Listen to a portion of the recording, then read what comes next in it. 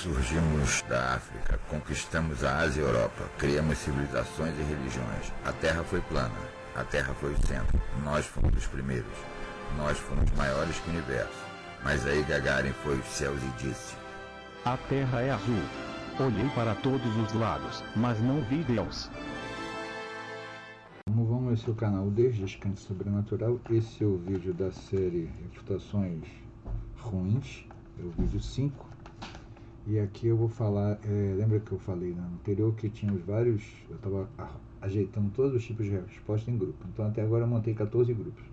Esse aí é o 14º grupo. Esse é o grupo dos que estão na dúvida, né? São aqueles que começaram a raciocinar e verificar que a religião apresenta série de falhas. Então esse grupo tem que ser tratado com o maior carinho, tem que ser apresentado todos os dados que ele pede, todas as dúvidas que ele apresenta, e deixar ele botar os dois grupos de respostas na balança e verificar. 99% dessas pessoas acabam largando a religião mais cedo ou mais tarde. Começou a raciocinar, começou a ter dúvida, a crença obliterante se foi. Já era. Eu vou só dizer os outros 13 quais são rapidamente, para dar uma ilustrada. Então, o 13º argumento é os argumentos insanos, tá? É o grupo dos insanos. Insano é aquele cara que ele quer converter a você. Ele tem algum tipo de culpa intrínseca, alguma coisa que ele se mete numa cruzada para te converter de qualquer maneira. Enche o teu saco, repete a mesma coisa. Quando eu apresentar esse grupo, eu vou mostrar aqui. Depois, no 12º, são os argumentos da você é um infeliz, Deus te decepcionou, você não ama mais Deus, você era crente, deixou de ser crente, você sempre acreditou em Deus, mas Deus... Esse é o grupo o 12º grupo. Depois tem o 11º grupo, é o grupo dos zoadores, bagunceiros, gozadores, sacanas. Esses caras estão sempre zoando os dois lados, tá? Depois o 10º grupo é o argumento da negação sem explicação. Olha só, toda essa argumentação é muito fraca, você é muito fraco nas suas explicações, você não tem fundamento, cara, é decepcionante ouvir o que eu vejo, mas não refuta nada, entendeu? Ele só fala que você é fraco, mas refutar alguma coisa, neca de catibirau, só fala isso, né? Mais nada, morre aí, tá? Depois o 9º grupo é o argumentos premonitórios proféticos apocalípticos. Olha só, no dia 13 de maio de 2005 vai haver um grande apocalipse, etc. Tal. Está lotado disso. Você vai ver dentro de 30 dias vão descer sobre a terra os poderes de Deus. Esses caras estão sempre prevendo algo para o futuro, né? Eu sempre, quando eles começam a prever que vai acontecer, eu falo, irmão, dá a data. Deu a data, ferrou, não acontece. Nunca aconteceu nenhum evento sobrenatural, não vai acontecer agora. Depois tem os argumentos do desmerecimento. Cara, você é um idiota, você não sabe de nada, você é esquizofrênico, você precisa ir para um hospício, você tá maluco, você é incapaz. Não tem argumento nenhum. Ele simplesmente faz o argumento de te menosprezar, mais nada.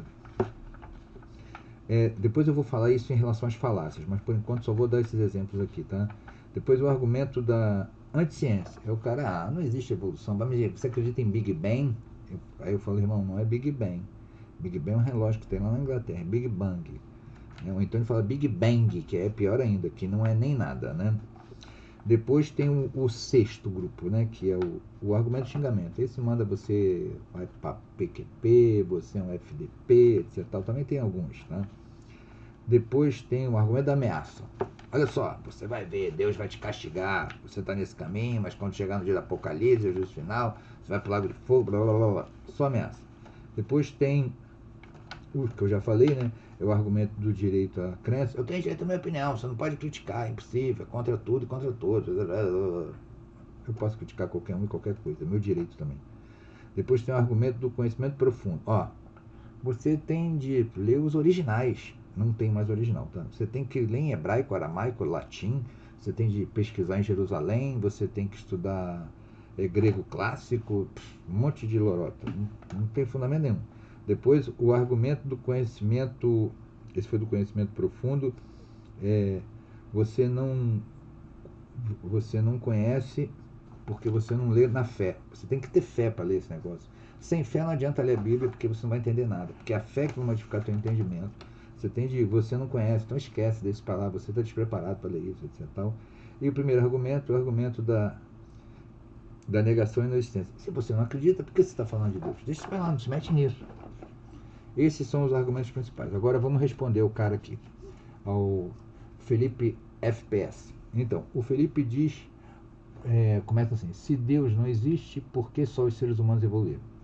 Não tem uma coisa, não tem nada a ver com isso, né? A evolução não tem nada a ver com Deus nem evolução.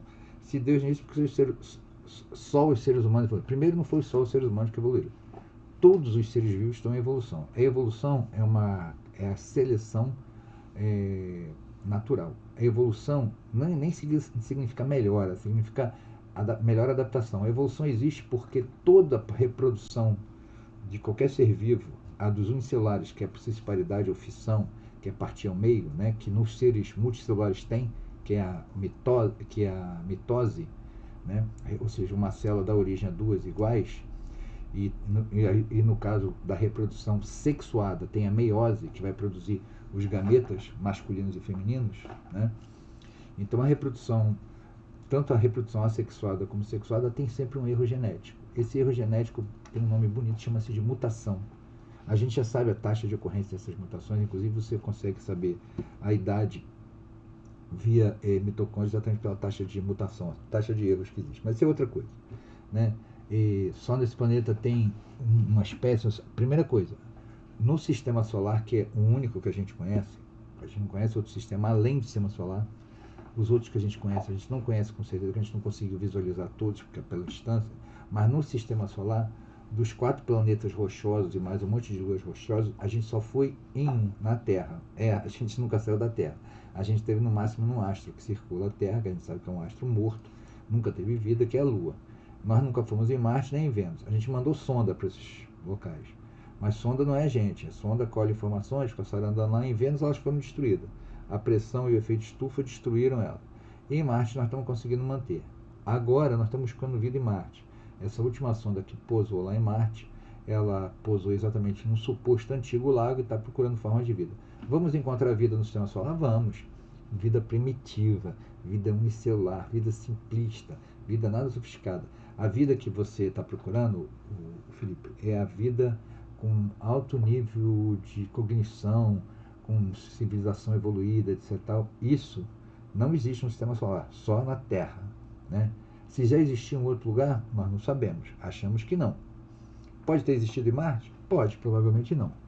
Pelo tempo que a gente já percebeu que precisa ter para que ocorra isso, ou seja, precisa haver estromatólitos produzindo grande quantidade de oxigênio. É fundamental que tenha oxigênio de sobra, porque o oxigênio é o sistema de energia que é possível os seres multicelulares, porque senão você vai ficar com os seres unicelulares, com baixa produção de energia.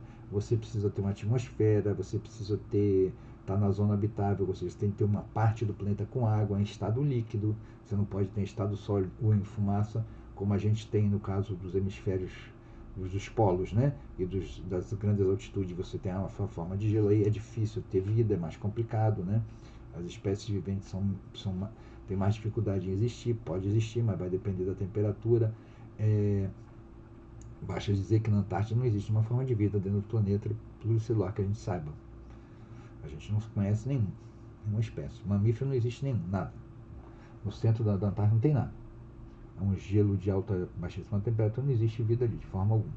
Tá? Então, cada planeta teria a sua espécie. A vida segue uma sequência muito simples. Qual é a sequência da vida? É um tetravalente, que é o carbono, é o oxigênio, o hidrogênio, o nitrogênio, e são os elementos mais simples que surgem primeiro no processo nucleogênese da destruição das estrelas. Então são os elementos mais comuns que existem no universo. Não existe Laurêncio, né, aqueles lá da final da tabela periódica, não existe isso. Isso não existe na vida. A vida não precisa desses trecos. A vida precisa de um grande tetravalente, que é a forma mais fácil de completar, normalmente ligado a hidrogênio, e aí depois você tem esse tetravalente, é o carbono, e aí você vai ter o oxigênio, vai ter o nitrogênio, vai ter uma série de elementos básicos. Tem até um nomezinho que eu esqueci aí, mas quem gosta de biologia, de exobiologia, procura aí, que vai estar explicado. Então, meu caro, olha só, porque não existe vida em Júpiter, Nos planetas gasosos, Júpiter, Saturno, Urano e Netuno, não tem vida. Por quê? Porque não tem superfície, é um planeta gasoso. Então, se você, como ser vivo, é mais denso que esse planeta, mais denso que o gás, e para você ser um ser vivo, em tese, você vai ter que ser mais denso que o gás, você não tendo superfície, você vai afundar até o centro do planeta pela ação da gravidade. Só que no centro do planeta a temperatura é altíssima e a ação gravitacional é imensa. Você vai ser destroçado lá, então não dá para ter vida. Né?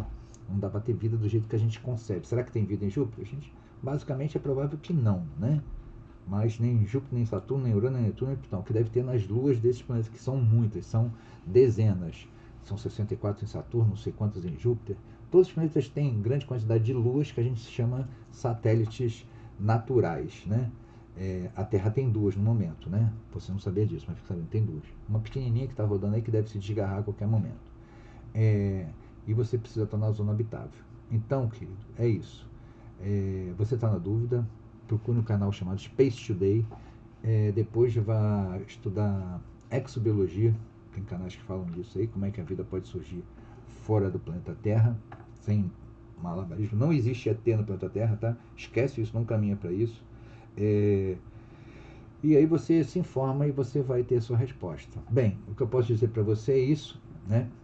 Nos planetas que nós conhecemos como que é a Terra, a gente só encontrou vida aqui. Vamos encontrar vida simplória no sistema solar? Vamos. A vida é uma ocorrência comum? Veremos que sim. Tá? Cada vez a gente encontra mais compostos orgânicos, eles são comuns, e aí vai ter um momento que vai surgir a vida.